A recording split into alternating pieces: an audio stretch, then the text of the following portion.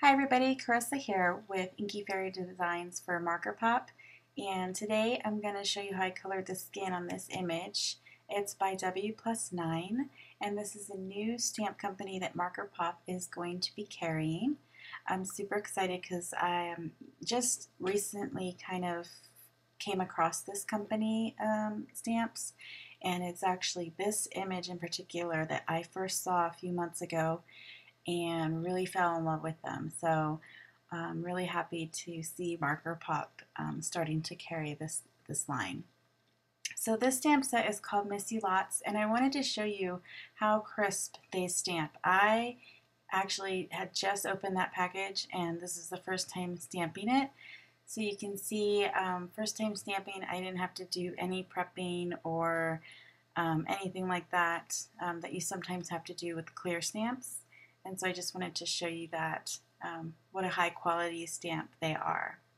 So I'm going to start with coloring the skin, and I had a tutorial last week on the blog, but it was a photo tutorial, so I'm just sharing that same technique in a video this time. I thought, I know I like to watch videos, seeing the color lay down, and even though I speed it up a little bit just for time purposes, I think you can really see it better than sometimes a photo tutorial can show. So I am using these colors. I actually have E21 out, or E21, but I'm not using that color today. You'll see later on I actually take that out.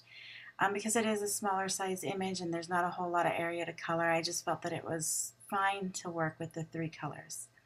So I started by laying down my E50, and that is my base color, and I like to put that on most of the image. I'll leave a little bit of a white spot just because I do like to have that contrast. Then I just came in with the E51 and kind of brought that color further in to the image. Now I'm coming in with E11, and this is my darkest shade of the skin color.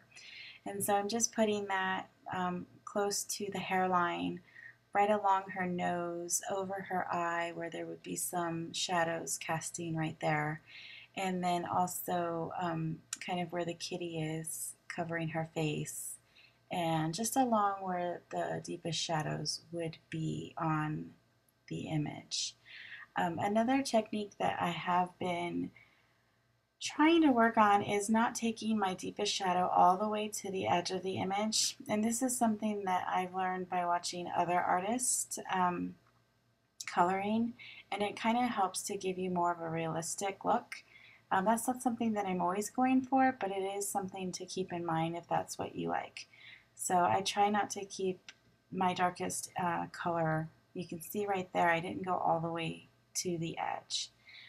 So now I'm coming back in with my lighter colors. This is the E50, and I'm filling in all that white spot and just giving a good blend.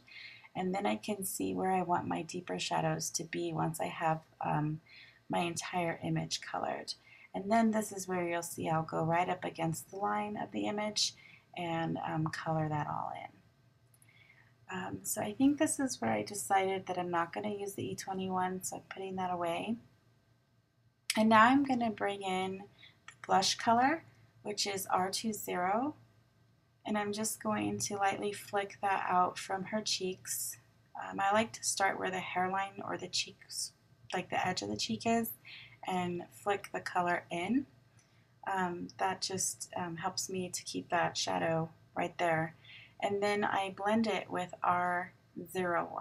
And I actually did use that R01 and kind of went over her eyes as well to give some shadows there. So now I'm going to come in with a shadow color that you might not normally think of using in your coloring. I'm using BV20. Now I alternate between BV20 and V20. It just depends on kind of what colors I'm using for the skin, which one I want. This is a little bit of a lighter color. And what it does, why I'm using the BV20, is it gives you more of a realistic shadow, a realistic cast shadow.